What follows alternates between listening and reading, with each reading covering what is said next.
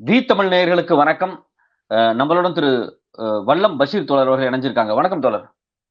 வணக்கம்.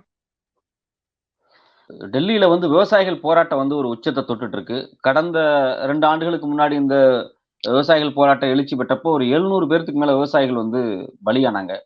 இப்ப முந்தா நாள் பார்த்தீங்க அப்டின்னா, குருதாஸ்பூர சார்ந்த கியான் சிங் அப்படிங்கிற ஒரு விவசாயி மூச்சடைப்பு ஏற்பட்டு, அதாவது ட்ரோன் குண்டுகளால மூச்சடைப்பு ஏற்பட்டு மரணம் அடைஞ்சிருக்காரு. அது மரணம்னு சொல்ல வேண்டியதில்ல. கொலையே செய்யப்பட்டிருக்காருன்னு கூட சொல்லலாம். இந்த சூழ்நிலையில பிஜேபி அரசாங்கம் என்னவா ரியாக்ட் பண்ணும் அப்படின்னு நீங்க எதிர்பார்க்கிறீங்க தோழர்? பாரதிய ஜனதா கட்சியினுடைய ஆட்சி வந்ததற்கு பிறகு விவசாயிகள் பல வகையில் ஒடுக்கப்பட்டிருக்கிறார்கள். ஏற்கனவே வேளாண் திருத்த மசோதாவை அவர்கள் நிறைவேற்றினார்கள். அதற்கு எதிராக பல விவசாயிகள் ஒன்று திரண்டு போராடினார்கள். அப்போது பாரதிய ஜனதா கட்சியினுடைய அரசு இந்த விவசாயிகளுடைய போராட்டம் இவ்வளவு தீவிரமாக இருக்கும் என்று எதிர்பார்க்கவில்லை. ஆனால் விவசாயிகள் அடர்த்தியாக போராடி அந்த சட்டத்தை பின்வாங்க வைத்த பெருமை அவர்களுக்கு உண்டு. இப்போது 12 அம்ச கோரிக்கைகளை வலியுறுத்தி அவர்கள் 6 மாத காலம் உணவு தயாரிப்பதற்கு தேவையான பொருட்களோடு, ஏனென்று சொன்னால் இந்த அரசு கடந்த முறை எப்படி நடந்து கொண்டது என்பதை அந்த விவசாயிகள் நன்கு உணர்ந்திருக்கிறார்கள். விவசாயிகள் சந்திப்பதற்கு நேரம் கேட்டால் கால அவகாசம் தருவதில்லை. ஆனால் திரைத்துறையை சேர்ந்த நடிகைகளை அந்த காலகட்டத்தில் கஜோல் போன்ற நடிகைகளை எல்லாம் நேரில் சந்தித்தவர் பிரதமர். ஏன் விவசாயிகளை சந்தித்து பேச மறுக்கிறார்? இப்போது கூட விவசாயிகள் போராடுகிறார்கள். இரும்பு வேலிகள் அமைத்து, தடுப்பு சுவர்கள் அமைத்து அவர்கள் போராட்டத்தை ஒடுக்குவதற்கு அரசு முயற்சி செய்கிறதே தவிர பேச்சுவார்த்தை நடத்துவதற்கு தயாராக இல்லை. அர்ஜுன் முண்டா கூட இந்த பேச்சுவார்த்தையை நடத்துவதற்கு தயார் என்று அறிவிப்பு வெளியிடுவாரா என்று பார்த்தால் விவசாயத்துறை அமைச்சர் என்ன சொல்கிறார்? பங்குதாரர்களிடம் பேச்சுவார்த்தை நடத்தித்தான் சுமூக முடிவு எட்டப்படும். ஆனால் விவசாயிகளிடம் பேச்சுவார்த்தை நடத்தி எந்த பயனும் இல்லை என்று சொல்கிறார். போராடுபவர்கள் விவசாயிகள். ஆனால் விவசாயிகளிடத்திலே பேச்சுவார்த்தை நடத்தி எந்த பயனும் இல்லை என்று அரசு அறிவித்துவிட்டு கோயில் கட்டுவதற்காக அமீரகத்துக்கு பயணம் மேற்கொண்டிருக்கிறார். இங்கே விவசாயிகள் போராடி கொண்டிருக்கிறார்கள். இவர்களை சந்திப்பதற்கு இந்த அரசு தயாராக இல்லை. இன்னும் ஒருபடி மேலே சென்று சொல்ல வேண்டும் என்று சொன்னால், தேர்தல் நெருங்குகிற காலம், சாத்தியமில்லாத செய்திகளை கூட சாத்தியப்படுத்தி தருகிறேன் என்று தேர்தல் வாக்குறுதி தருவதற்காக கூட இதை அரசியலாக எடுத்துக்கொண்டு மோடி விவசாயிகளை சந்தித்து ஆறுதல் கூறலாம், விவசாயிகளிடத்திலே பேசலாம். ஆனால் இந்த ஒரு நெருக்கடியான காலகட்டத்தில் கூட அவர்கள் வாக்குகளே தேவையில்லை என்றாலும் பரவாயில்லை, நான் இவிஎம் மிஷினை நம்பித்தான் போட்டியிடுகிறேன், உங்களை நம்பி போட்டியிடவில்லை என்கின்ற மமதையில் விவசாயிகளை சந்திப்பதற்கு மறுப்பது. அது மட்டும் இல்லாமல் நீங்கள் ட்ரோன் மூலமாக கண்ணீர் புகை குண்டுகள், அதாவது வண்ண புகை உமிழும் குப்பி, இவர்களுடைய பாஷையில் சொல்ல வேண்டும் என்று சொன்னால் அதை வீசுகிறார்கள் என்று சொன்னீர்கள். இதை விட இன்னொரு கொடுமை, சோனிக் வெப்பன் மூலமாக ஒலி எழுப்பி விவசாயிகளினுடைய இதயத்தை பலகீனப்படுத்துவதற்கான நடவடிக்கைகளில் ஈடுபடுகிறார்கள் என்கின்ற தகவல் தான் ஒரு அதிர்ச்சி மிக்க தகவலாக இருக்கிறது. தன்னுடைய குடிமக்களை இந்த அளவுக்கு ஒரு அரசு வஞ்சிக்குமா என்று சுதந்திர இந்தியாவினுடைய வரலாற்றில் நாம் பார்த்தால் நெருக்கடி நிலை காலத்தில் கூட இந்திரா அம்மையார் இப்படி ஒரு வஞ்சனையை மக்கள் மீது செய்ததில்லை, தலைவர்கள் மீதும் அவர் செய்ததில்லை. இந்த சோனிக் வெப்பன் குறித்து ஒரே ஒரு செய்தியை சொல்லிவிட்டால், இந்த அரசு எவ்வளவு பெரிய மனிதநேயமற்ற அரசாக இருக்கிறது, ஒரு காட்டாட்சி தர்பாரை மோடி கட்டவிழ்த்து விட்டிருக்கிறார் என்பதை நாம் புரிந்து கொள்ள முடியும். சாதாரணமாக எழுப்புகிற ஒளி இதயத்தை 15% பலவீனப்படுத்தும் என்பது ஆய்வுகளினுடைய தகவல். சாதாரணமாக எழுப்பப்படுகிற ஒலி என்று சொன்னால், நீங்க கார்ல போகும் பொழுது ஹாரன் சத்தம் எழுப்ப வேண்டாம் என்று சொல்வதற்கான காரணம் கூட அதுதான். ஆனால் இந்த சோனிக் வெப்பன் 75% இதய பாதிப்பை ஏற்படுத்தும். இந்த அலறல் சத்தம் இருக்கிறது, வெறும் சத்தம் மட்டும்தான் அந்த கருவி எழுப்பும். அந்த சத்தத்தை உள்வாங்குகிற போது அந்த சத்தத்தால் ஏதோ நடந்து விட்டது என்பதை போன்றதொரு உணர்வு இதயத்துக்குள் எடுத்து செல்லப்படும். அந்த சத்தம் இதயத்துக்கு ஒரு பாதிப்பை ஏற்படுத்தும். 75% பாதிப்பை ஏற்படுத்துவதற்கான வல்லமை அந்த சோனிக் கருவிக்கு உண்டு என்று ஆய்வாளர்கள் சொல்கிறார்கள். அப்படி என்று சொன்னால் இவர்களை இதய பலவீனமாக்கி அவர்களுக்கு ஒரு தேவையற்ற செயற்கையான தாக்குதலை மருத்துவ ரீதியாக தந்து அவர்களை பலவீனப்படுத்துவது என்பது ஒரு அரசு ஸ்லோ பாய்சன் கொடுக்கறதுக்கு ஈடாகாதா? அப்போ மோடி அரசு விவசாயிகளுக்கு ஸ்லோ பாய்சன் கொடுப்பதற்கு தயாராகி இருக்கிறதா என்கிற கேள்வியை இன்றைக்கு நாட்டு மக்கள் அரசை நோக்கி வைத்துக் கொண்டிருக்கிறார்கள். மொத்தத்தில் இந்த அரசு ஒரு மனிதநேயமற்ற அரசு. இந்த பிரதமர் ஒரு காட்டாட்சி தர்பாரை கட்டவிழ்த்து விட்டிருக்கிற பிரதமர். நவீன முசோலினி என்று நான் பேசியிருக்கிறோம், நவீன ஹிட்லர் என்று பேசியிருக்கிறோம். ஆனால் 100 ஹிட்லர்கள் சேர்ந்தாலும் ஒரு மோடிக்கு இணையாக முடியாது என்று சொல்லத்தக்க விதத்தில் மோடி இந்த அளவுக்கு ஒரு பாசிச போக்கை கையில் எடுத்து செயல்படுவார் என்று யாருமே எதிர்பார்த்திருக்க மாட்டார்கள் என்று சொல்வதை விட, எல்லோரும் எதிர்பார்த்ததை விட ஒருபடி மேலே போய் அவர் ஒரு வஞ்சகம் மிக்க பிரதமராக, இன்னும் கூடுதலாக சொல்ல வேண்டும் என்று சொன்னால் விவசாயிகளை அழித்தொழித்து அவர்களை மண்ணுக்குள் புதைக்க வேண்டும் என்று நினைக்கிற ஒரு பிரதமர் இந்திய திருநாட்டிற்கு கிடைத்திருக்கிறார் என்றுதான் நாம் சொல்ல வேண்டும். இந்த 12 அம்ச கோரிக்கைகளை அவர்கள் வலியுறுத்துகிறார்கள். அதிலே ஒரு பிரதானமான கோரிக்கை ஒன்றிய அரசு சம்பந்தப்பட்ட கோரிக்கை. நீங்க மினிமம் சப்போர்ட் பிரைஸ் கூட கொடுக்க வேண்டாம், அது கூட நீங்க பேச்சுவார்த்தை நடத்தி தான் கொடுக்க முடியும். அதுவும் பங்குதாரர்களிடத்துல தான் பேச்சுவார்த்தை நடத்தணும், விவசாயிகளிடத்துல பேச்சுவார்த்தை நடத்த முடியாதுன்னு பட்டவர்த்தனமாக நீங்கள் அறிவித்து விட்டதற்கு பிறகு உங்களிடத்துல கோரிக்கை வைத்து பயனில்லை. ஆனால் முன்னாள் ஒன்றிய அமைச்சர் ஒருவருடைய மகன் வாகனத்தை எடுத்துக்கொண்டு அந்த விவசாயிகள் போராட்டத்தில் நேரடியாக சென்று விவசாயிகளை படுகொலை செய்தான் அல்லவா? அதற்கு முறையான விசாரணை கோருகிறார்களே, அதற்கு ஒரு விசாரணை கமிஷன் அமைத்திருக்க வேண்டுமா இல்லையா? அதற்காக விசாரணை நடத்தி சம்பந்தப்பட்டவர்களை கைது செய்து அதற்கு பின்னால் இருக்கக்கூடிய விவகாரங்கள் என்ன என்று ஆய்வு செய்திருக்க வேண்டுமா இல்லையா?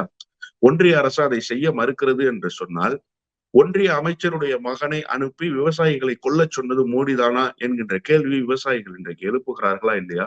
அதற்கு மோடி பதில் சொல்வதற்கு தார்மீக பொறுப்புடையவராக, கடமையுடையவராக இருக்கிறார். ஏன் அவர் பதில் சொல்ல மறுக்கிறார்? ஒரு போராட்டத்தை ஒடுக்குவதற்கு காவல்துறையை கையில் எடுக்கலாம், ஆனா குண்டர்களை களத்தில் இறக்கி அவர்களின் மூலமாக வாகனத்தை வைத்து விவசாயிகள் மீது ஏற்றச் செய்வது என்பது எந்த வகையில் நியாயமாக இருக்கும் என்று ஒரு ஜனநாயக நாட்டில் கேள்வி எழாதா? ஆனால் இந்த கேள்வியெல்லாம் எழவே கூடாது, விவசாயிகள் போராடவே கூடாது என்று இவர்கள் எடுக்கிற நடவடிக்கை என்பது விவசாயிகள் எல்லோரும் சேர்ந்து இறுதிக்கட்ட சாவு மணியை இந்த அரசுக்கு அடிக்கப் போகிறார்கள் என்றுதான் நான் உணர்ந்து கொள்கிறேன். இப்ப நீங்க சொன்னதுல விவசாயிகள் மேல கார் ஏத்தி விவசாயிகள் கொலை பண்ணப்பட்டாங்க. அதுக்கான நியாயமும், நிவாரணமும் விவசாயிகள் கேட்டாங்க. அந்த குடும்பங்கள் இன்னைக்கு ரொம்ப கஷ்டப்படுறாங்க. ஆனா இதே சமயத்துல விவசாயிகள் மேல அ பல்லாயிரக்கணக்கான வழக்குகள் போடப்பட்டிருக்கு. இதுவரைக்கும் அந்த வழக்குகள் திரும்பி பெறல அப்படின்னு சொல்றாங்க. இப்ப இது ஒரு பக்கம் நீங்க சொன்ன கோரிக்கை ஒரு அடிப்படையான விஷயம் இது ஒண்ணு இருக்கு. இதே சமயத்துல நீங்க இந்தியா, சைனா பார்டர் மாதிரி டெல்லிக்கும் சுத்தி இருக்கக்கூடிய மாநிலத்துக்கு இடையில இருக்கக்கூடிய ஒரு பார்டர் உருவாக்கப்பட்டிருக்கு. இது சுதந்திர இந்தியாவுல முதல்ல அப்படி ஒரு விஷயம் நடந்திருக்கு. முள்வேலி கம்பிகள், வண்டிகளை கொண்டு சிமெண்ட், கான்கிரீட் போட்டுக்கிட்டு இருக்காங்க. ஒரு ஊசி மாதிரியான கம்பிகளை குத்திருக்காங்க. இந்த போக்கு நம்ம எப்படி பார்க்கிறது? விவசாயிகள் விஷயத்தில் இந்த அரசு மண்டியிட்டது என்கின்ற ஒரு பழி வாங்குகிற உணர்ச்சி மோடி இடத்திலே மண்டி போயிருக்கிறது. அதை நாம் யதார்த்தமாக புரிந்து கொள்ள முடிகிறது. காரணம், உங்களுக்கு நன்றாக நினைவிருக்கும் என்று நினைக்கிறேன், இந்த விவசாய வேளாண் மசோதாவை அவர்கள் நிறைவேற்றிவிட்டு இந்த விவசாயிகளுடைய போராட்டம் துவக்க காலத்தில் கடந்த முறை இருந்த பொழுது தமிழ்நாட்டிலிருந்து கூட பாரதிய ஜனதா கட்சியினர் பலர் புள்ளி கமா கூட மாற்ற முடியாது என்று பேசியதை நாம் அறிந்தோம். ஒன்றிய அமைச்சர்கள் தங்களுக்கு இருக்கக்கூடிய அதிகாரத்தை கையில் வைத்துக் கொண்டு விவசாயிகள் எவ்வளவு போராடினாலும் சரி இந்த வேளாண் மசோதா திரும்ப பெறப்படாது என்று கொக்கரித்தார்கள். ஆனால் விவசாயிகள் விட்டப்பாடில்லை. பல நூறு உயிர்கள் நீங்கள் துவக்கத்திலே சொன்னதை போல மாண்டார்கள். அதற்கு அடுத்த கட்டமாக இந்த ஒன்றிய அமைச்சருடைய மகன் கார் ஏற்றி படுகொலை செய்தது. இது போன்ற பல நடவடிக்கைகளை ஒன்றிய அரசு மேற்கொண்டதற்கு பிறகும் விவசாயிகள் பின்வாங்கவில்லை. வேறு வழி இல்லாமல் இந்த அரசு மண்டியிட்டது. நீங்கள் இந்த ஒன்றிய அரசினுடைய நடவடிக்கைகளை எல்லாம் கொஞ்சம் சீர்தூக்கி பாருங்களேன். ராமர் கோயில் கட்ட வேண்டும் என்பது அவர்களுடைய உயிர் கொள்கை. ராமர் கோயிலை கட்டினார்கள், பல எதிர்ப்புகள் வந்தது. ஆனால் அவர்களை பின்வாங்க வைக்க செய்ய முடிந்ததா என்று கேட்டால் செய்ய முடியவில்லை. பொது சிவில் சட்டத்தை கொண்டு வந்தார்கள், பலகட்ட போராட்டங்கள் வெடித்தது. அரசை பின்வாங்க வைக்க முடிந்ததா என்று கேட்டால் பின்வாங்க வைக்க முடியவில்லை. அரசு முன்னோக்கித்தான் சென்றது. காஷ்மீருக்கான சிறப்பு அந்தஸ்து ரத்து என்று சொன்னார்கள். அரசை பின்வாங்க வைக்க முடிந்ததா? பின்வாங்க வைக்க முடியவில்லை. அரசு செய்ததை, நினைத்ததை செய்து காட்டியது. ஆனால் விவசாயிகள் விஷயத்தில் இந்த அரசு மண்டியிட்டது. இந்த அரசால் விவசாயிகளை எதிர்த்து ஒன்றும் செய்ய முடியவில்லை.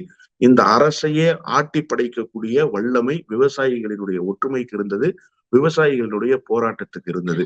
எனவே இந்த அரசு ஒரு தோல்வி விவசாயிகளிடத்திலே தழுவி இருக்கிறது. உங்களுக்கு ஒரு உதாரணத்துக்காக சொல்கிறேன். ஒரு நாய் கல்லடிபட்டுருச்சுன்னு வச்சுக்கோங்களேன், அந்த நாய் மீண்டும் தருணம் பார்த்து காத்து கொண்டிருக்கும் என்று நாம் பார்க்கிறோமா இல்லையா? ஏதாவது ஒரு வாய்ப்பு வருகிற போது அது குலைத்து காட்டுகிறது. முடிந்தால் கடிப்பதற்கு முயற்சி செய்கிறது. அப்படி அடிபட்ட ஒரு நாயை போல இந்த அரசு விவசாயிகள் விஷயத்தில் நடந்து கொள்கிறது. நான் நாய் என்று குறைத்து மதிப்பிட்டு சொல்லவில்லை. ஆனால் அடிபட்டிருக்கிறார்கள் என்கின்ற அந்த உணர்வோடு பார்த்தால், இவர்கள் எந்த நேரத்திலும் விவசாயிகளை கடித்து குதறுவதற்கு தயாராக இருக்கிறார்கள் என்பதை நாம் புரிந்து கொள்ள முடியும். அதுதான் நீங்கள் கேட்ட கேள்விக்கு என்னுடைய பதில். இன்னொன்று, சொந்த நாட்டுக்குள்ளேயே இப்படி வைத்திருக்கிறார்கள் என்று நீங்கள் சொன்னீர்கள். இதை விட அதிர்ச்சி ஊட்டுகிற ஒரு தகவல் ஒன்று வந்ததா இல்லையா? டெல்லி அரசுக்கு ஒன்றிய அரசு ஒரு கோரிக்கை வைத்தது. ஒரு கோரிக்கையை எப்படி வைத்தது? அவர்கள் போராடுகிற இடத்தை திறந்தவெளி சிறைச்சாலையாக மாற்றுவதற்கு நீங்கள் தயாராக வேண்டும் என்று வேண்டுகோள் வைத்ததா? அப்படி என்று சொன்னால் விவசாயிகள் யார்? அவர்களை அகதிகள் போல நடத்துவதற்கு இந்த அரசு எதற்காக முனைய வேண்டும்? எதற்காக இப்படி ஒரு நடவடிக்கையை இந்த அரசு செய்ய வேண்டும்? திறந்தவெளி சிறைச்சாலை என்று சொன்னால் அவர்களை சிறை கம்பிக்குள் பூட்டிவிட்டு திறந்தவெளி சிறைச்சாலையாக வைத்து அவர்கள் உயிரற்ற சடலங்களை எடுத்து வந்து பிதைப்பதற்கும் எரிப்பதற்கும் இந்த அரசு தயாராகிவிட்டது என்றுதானே நாம் கருதிவிட முடியும். உங்களுக்கு சார், நீங்க ஒரு புறத்திலே வெண்ணெய், இன்னொரு புறத்திலே சுண்ணாம்பு, இந்த குறைந்தபட்ச ஆதரவு விலை என்பது தானியங்களுக்கு தர வேண்டும் என்று அறிக்கையை தந்தவர் யார்? எம்.எஸ். சுவாமிநாதன். எம்.எஸ். சுவாமிநாதனுக்கு பாரத ரத்னா அறிவிக்கிறீர்கள். ஆனால் எம்.எஸ். சுவாமிநாதனுடைய ஆணையம் எந்த பரிந்துரையை தந்ததோ அந்த பரிந்துரையை கோரி விவசாயிகள் ஆர்ப்பாட்டம் நடத்தினால் அந்த விவசாயிகளை ஒடுக்குகிற வேலையை செய்கிறீர்கள். நீங்கள் சொன்னதைப் போல பாகிஸ்தான் எல்லை, சீன எல்லையில் கூட எப்படி அடுக்குகளாக பாதுகாப்புகள் அமைக்கப்பட்டு நான் பார்க்கவில்லை. நேற்றைக்கு தொலைக்காட்சியிலே பார்க்கிறேன், 9 அடுக்கு பாதுகாப்புகள் போட்டிருக்கிறார்கள். மின் வேலிகளை கொண்டு வந்து அமைத்திருக்கிறார்கள். அதற்கு அடுத்த கட்டமாக காங்கிரீட் தடுப்பு சுவர்களை போட்டிருக்கிறார்கள். அதற்கு அடுத்த கட்டமாக மிகப்பெரிய இரும்பு கம்பிகளை கூறு திட்டி வாகனங்கள் வந்தால் வாகனங்களை அடித்து பிளந்து விடுகிற அளவிற்கு, முன்னோக்கி விவசாயிகள் வந்தால் விவசாயிகளுடைய நெஞ்சத்தை குத்தி கிழிக்கிற வகையில் கூர்மையான கம்பிகளை கொண்டு வந்து புதைத்து வைத்திருக்கிறார்கள். இப்படி பல ஆயுதங்களை ஆங்காங்கே வைத்து வைத்து 8 அடுக்கு 9 அடுக்கு பாதுகாப்பை நீங்கள் அவர்கள் முன்னேறி வராமல் செய்வதற்கு தடுக்கிறீர்களே. இவ்வளவு ஏற்பாடுகளை செய்ததற்கு ஒன்றிய அரசின் சார்பில் ஒரு பேச்சுவார்த்தையை நேரடியாக நடத்தி இருக்கலாமே. அதையே நீங்கள் செய்ய மறுக்கிறீர்கள். நேரடியாக விவசாயிகளை சந்தித்து பேசி அந்த விவசாயிகளுடைய குறையை கேட்டு நாங்கள் செய்கிறோம் என்கின்ற உத்தரவாதத்தை ஊடகங்களில் பேசுகிறாரே அர்ஜுன் முண்டா. அர்ஜுன் முண்டா நேரடியாக போராட்ட களத்திற்கு சென்று, ஏன் இதற்கு முன்பு பிரதமர்கள் போராட்ட களத்திற்கு சென்ற வரலாறு இல்லையா? போராட்டக்காரர்களை சந்தித்து பேசிய வரலாறு இல்லையா? கடந்த முறை நம்முடைய தமிழ்நாட்டினுடைய விவசாய சங்கத்தினுடைய தலைவர் ஐயாக்கண்ணு தலைமையிலே அரை நிர்வாண ஆர்ப்பாட்டத்தை கடந்த நிர்வாண ஆர்ப்பாட்டம், கோவணத்தை கட்டிக்கொண்டு வீதிகளில் நின்றார்களா இல்லையா விவசாயிகள்? ஒரு அரசு நிர்வாணமாகி போனது என்பதனுடைய பிரதிபலிப்பு தானே விவசாயிகள் நிர்வாணமாக நிற்பதற்கு. அவர்கள் சேற்றில் கால் வைத்தால் தானே நாம் சோற்றில் கை வைக்க முடியும். இந்த நாட்டினுடைய முதுகெலும்பாக இருப்பது விவசாயம் தானே. அப்படிப்பட்ட விவசாயிகள் ஒட்டு துணி இல்லாமல் தலைநகர் டெல்லியிலே போராடுகிறார்கள் என்று சொன்னால் இந்த அரசு அம்மனமாகி போனதாகத்தானே அர்த்தம். அப்போது கூட நீங்கள் பேச்சுவார்த்தை நடத்தவில்லை. இப்போது இத்தனை அடுக்கு பாதுகாப்புகளை போட்டு இந்த விவசாயிகளை வஞ்சிப்பதற்கு, இந்த விவசாயிகளை கொலை செய்வதற்கு நீங்கள் ரொம்ப அழகா சொன்னீங்க. இந்த ட்ரோன் மூலமாக கண்ணீர் புகை குண்டுகளை வீசி படுகொலை செய்கிறார்கள் என்று சொன்னீர்கள். இன்னும் ஒருபடி மேலே செல்ல வேண்டும் என்று சொன்னார், ஈழத்தமிழர்கள் மீது இலங்கை அரசு ஏவுகிற அடக்குமுறைக்கு இணையான அடக்குமுறையை இந்த அரசு விவசாயிகளின் மீது ஏவி கொண்டிருக்கிறது. கொத்து கொத்தாக குண்டுகளை போட்டு இவர்களை கொலை செய்தால், அதனால் தான் நான் சொன்னேன், திறந்தவெளி சிறைச்சாலை என்று சொன்னால் அகதிகளை அடைக்கிற முகாம்களை போல மாற்ற வேண்டும் என்று சொன்னால், எப்படி இலங்கை போரிலே, ஈழ போரிலே ஒரே இடத்தில் தமிழர்களை குவித்து வைத்துக் கொண்டு அங்கே கொத்து கொத்தாக ராஜபக்சே என்கின்ற கொடுங்கோல் குண்டுகளை வீசி படுகொலை செய்தானோ, ராஜபக்சேவினுடைய அண்ணனாக இருக்கிற மோடி இன்றைக்கு விவசாயிகள் மீது கொத்து கொத்தாக குண்டுகளை வீசுவதற்கு தயாராகி வருகிறார் என்பதைத்தான் அவருடைய நடவடிக்கையின் மூலமாக நாம் பார்க்க முடிகிறது. தேர்தல் நெருங்கிட்டு இருக்கக்கூடிய இந்த சமயத்துல மோடி அரசாங்கம் விவசாயிகள்கிட்ட இவ்வளவு கொடூரமா நடந்துக்கிறாங்க. இப்ப நமக்கு அடிப்படையில வரக்கூடிய கேள்வி என்ன அப்படின்னா, காஷ்மீரினுடைய ஆப்பிள் கொள்முதல் முழுக்க முழுக்க அதானியினுடைய கையில போச்சு அப்படிங்கிறது தான் ஒரு செய்தியா வந்துச்சு. இப்ப இந்த விவசாய சட்டத்தை பொறுத்த வரைக்கும், இல்ல விவசாயிகளுடைய கோரிக்கைகளை பொறுத்த வரைக்கும், புதிய மின்சார சட்டத்தை அவங்க கொண்டு விவசாயிகளுக்கு கிடைக்கக்கூடிய இலவசமான மின்சாரத்தை நிறுத்துற மாதிரியான சூழல் ஏற்பட்டிருக்கு. அதே மாதிரி கிராமப்புறங்கள் இருக்கக்கூடிய விவசாயிகளுக்கு கிடைச்ச 100 நாள் வேலை திட்டத்துக்கு ஒதுக்கக்கூடிய பட்ஜெட்டும் குறைவா இருக்கு. ஒரு பக்கம் பார்த்தா விவசாயிகள் விவசாயத்தை விட்டு அப்புறப்படுத்துற மாதிரி இருக்கு. இன்னொரு பக்கம் பார்த்தா அம்பானி, அதானி போன்றவர்கள், கார்ப்பரேட் போன்றவர்கள் விவசாயத்துக்கு உள்ள வர்ற மாரி ஒரு சூழல் ஏற்பட்டுக்கிட்டே இருக்கு தொடர்ச்சியா. இது முழுக்க முழுக்க கார்ப்பரேட்டுகளுக்காக நடக்கக்கூடிய கொலையா? இல்ல, பஞ்சாப் மாநிலத்திலே பல்வேறு விவசாய நிலங்களை கார்ப்பரேட்டுகளுக்கு தாரை வார்க்கிற பணியை ஒன்றிய அரசு செய்து கொண்டிருக்கிறது என்கின்ற குற்றச்சாட்டு 3 ஆண்டுகளுக்கு முன்பாகவே எழுந்துவிட்டது. கோதுமை உற்பத்தியிலே பஞ்சாப் மாநிலம் முன்னணி வகிக்கிறது. கோதுமை உற்பத்தியை பொறுத்தவரை அவர்கள் உற்பத்தி செய்கிற கோதுமைக்கு இணையான ஒரு தரம் இந்திய துணைக்கண்டத்தில் வேறு எந்த விவசாயிகளாலும் தர முடியவில்லை என்பதை நாடறியும். அப்படிப்பட்ட கோதுமையை உற்பத்தி செய்யக்கூடிய அந்த விவசாயிகளுடைய நிலத்தை கார்ப்பரேட்டுகளுக்கு தாரை வார்க்கிறார்கள் என்கின்ற குற்றச்சாட்டு தான் முதலில் அவர்களை போராட்ட களத்திற்கு அழைத்து வந்தது. இதை நாம் கவனத்தில் கொள்ள வேண்டும். இப்போது ஆப்பிள் தோட்டம், ஆப்பிள் தோட்டத்தை குத்தகைக்கு எடுக்கிற பணி, அந்த ஆப்பிள் பழத்தை அறுவடை செய்து ஏற்றுமதி அல்லது இறக்குமதி செய்கிற வேலையை அதானிக்கு தருவதாக ஒரு குற்றச்சாட்டு. உங்களுக்கு காஷ்மீருடைய சிறப்பு அந்தஸ்தை ரத்து செய்ததற்கான மிக முக்கியமான காரணம் கார்ப்பரேட்டுகளுக்கான நுழைவு வாயிலை திறந்துவிட வேண்டும் என்பதுதான். இதை அன்றைக்கே அந்த மாநிலத்தினுடைய முன்னாள் முதலமைச்சராக இருந்த மூத்த தலைவராக இருக்கிற ஃபரூக் அப்துல்லா மிக தெளிவாக சொன்னார். இங்க இருக்கக்கூடிய வளங்களை கார்ப்பரேட்டுகளுக்கு தாரை வார்ப்பதற்குத்தான் இந்த சிறப்பு அந்தஸ்து ரத்து செய்யப்பட்டிருக்கிறது என்று சொன்னார். இப்போது இந்த 2 செய்தியையும் நீங்கள் ஒப்பிட்டு பார்த்துக் கொள்ளுங்கள். பஞ்சாபிலே கோதுமை விளைச்சலை கார்ப்பரேட்டுகளுக்கு தாரை வார்ப்பதற்காக எடுக்கப்பட்ட நடவடிக்கை 3 ஆண்டுக்கு முன்பு நடந்த போராட்டம். காஷ்மீர் மக்களுக்கான உரிமையை நசுக்கி, உரிமையை பறித்து அவர்களுடைய சிறப்பு அந்தஸ்தை ரத்து செய்ததற்கு பின்னால் அங்கே இருக்கக்கூடிய வளங்களை, குறிப்பாக ஆப்பிள் போன்ற ஏராளமான பழங்கள் அந்த மாநிலத்திலே விளைகிறது. அதை கார்ப்பரேட்டுகளுக்கு தாரை வார்க்கிற நடவடிக்கை. இப்போது கூட அர்ஜுன் முண்டாவினுடைய கருத்தை நீங்கள் மிக முக்கியமான கருத்தாக கவனத்தில் கொள்ள வேண்டும். போராடுகிறவர்கள் விவசாயிகள். என்ன கேட்டு போராடுகிறார்கள்? மினிமம் சப்போர்ட் பிரைஸ் கேட்டு போராடுகிறார்கள். இதை பாரத ரத்னா விருது பெற்றிருக்கிற MS சுவாமிநாதன் தன்னுடைய அறிக்கையிலேயே மிக தெளிவாக குறிப்பிட்டு விட்டார். என்ன உங்களுக்கு சப்போர்ட் பிரைஸ் தேவைப்படுது அப்படிங்கிற செய்தியை இந்த அரசு கவனத்தில் கொள்ளாமல் தானியங்களை விற்பனை செய்வதற்கு ஒரு குறைந்தபட்ச விலையை நிர்ணயிக்க வேண்டும் என்று அவர்கள் கோரிக்கை வைக்கிறார்கள். எல்லா தானியங்களுக்கும் கமிஷன் என்கின்ற அடிப்படையில் இந்த தொகை என்பது பல்வேறு வகையில் பறிமுதல் செய்யப்படுகிறது, ஏஜென்ட்டுகளுக்கு தாரை வார்க்கப்படுகிறது, அது விவசாயிகளுக்கு நேரடியாக சென்று சேரவில்லை என்கின்ற குற்றச்சாட்டு இருக்கிறது. இதற்கு விவசாயிகளிடத்திலே பேச்சுவார்த்தை நடத்தாமல் அர்ஜுன் முண்டா என்ன சொல்கிறார் என்று சொன்னால், பங்குதாரர்களிடத்தில் தான் பேச்சுவார்த்தை நடத்த வேண்டும் என்று சொல்கிறார். அப்படி என்று சொன்னால் விவசாயிகள் போராடுவதற்கும் கார்ப்பரேட் இடத்திலே பேச்சுவார்த்தை நடத்துவதற்கும் என்ன தொடர்பு? கார்ப்பரேட்டுகளா இந்த பங்குகளை தரப்போகிறார்கள்? கார்ப்பரேட்டுகளா இந்த பணத்தை விவசாயிகளுக்கு தரப்போகிறார்கள்? விவசாயிகளின் ரத்தத்தை குடிப்பதற்காகத்தானே கார்ப்பரேட்டுகள் இங்கே நுழைகிறார்கள். எனவே நீங்கள் சொன்னதை போல கார்ப்பரேட்டுகளுக்காக இயங்குகிற அரசு தான் இந்த அரசு. கார்ப்பரேட்டுகளுக்கு புரோக்கர் வேலை செய்யக்கூடிய ஒரு வேலையைத்தான் மோடி 10 ஆண்டு காலமாக செய்து வந்தார். அதனுடைய விளைவுதான் இப்போது விவசாயிகளுடைய உயிரை குடித்தாவது கார்ப்பரேட்டுகளை வாழ வைக்க வேண்டும். குறிப்பாக அம்பானி, அதானி போன்ற பெருநிறுவனங்களை வாழ வைப்பதற்கு, யாரை வேண்டுமானாலும் அழிப்பதற்கு இந்த அரசு தயாராகிவிட்டது என்பதைத்தான் இந்த அரசினுடைய நடவடிக்கை மூலமாக நாம் புரிந்து கொள்ள வேண்டியிருக்கிறது. இறுதியா ஒரு கேள்வி தொடர். அதாவது நம்ம திமுக MP வந்து கனிமொழி வந்து நேரடியாவே பாராளுமன்றத்துல கேட்டாங்க. நீங்க வந்து தள்ளுபடி, அதாவது கார்ப்பரேட் நிறுவனங்களுடைய நான் பெர்ஃபார்மிங் அசெட்ஸ்ன்னு சொல்லக்கூடிய வராக்கடனை எவ்வளவு தள்ளுபடி பண்ணியிருக்கீங்க அப்படின்னு கேட்டப்ப, அவங்க ஒரு 14 லட்சம் கோடிங்கிறத வந்து அவங்களே வந்து வெளியிட்டாங்க. ஆனா நம்ம விவசாயிகள் கேட்கக்கூடியது மேக்ஸிமம் அவங்க வாங்கின லோன் அப்படிங்கிறது 1 லட்சம் கோடி தான் சொல்றாங்க. இத தள்ளுபடி பண்ண சொல்லி கேட்கறாங்க. இவ்வளவு ஓட் பேங்க் இருந்தும், ஏன்னா விவசாயிகள் போராட்டம் அப்படிங்கிறது இந்தியா முழுக்க பார்க்கப்படுது. பஞ்சாப், ஹரியானா இவ்வளவு பெரிய மக்கள் எழுச்சியா இருக்கு. ஆனா ஒரு சில கார்ப்பரேட் நிறுவனங்களுக்கு 14 லட்சம் கோடியை தள்ளுபடி பண்ண ரெடியா இருக்காங்க. ஆனா விவசாயிகளுக்கு வந்து ஒரு 1 லட்சம் கோடியை தள்ளுபடி பண்றதுக்கு நீங்க ரெடியா இல்ல. இப்ப இது வந்து ரொம்ப ஒரு பெரிய முரணா இருக்கு. இந்த முரணை நம்ம எப்படி பார்க்கிறது? எலக்ட்ரோல் பாண்ட் விவகாரம் இந்தியா முழுவதும் புயலை கிளப்பி இருக்கிறது. 95% பேர் அந்த எலக்ட்ரோல் பாண்ட் மூலமாக நிதி வழங்கியவர்கள் 1 கோடி ரூபாயை வழங்கியிருக்கிறார்கள்.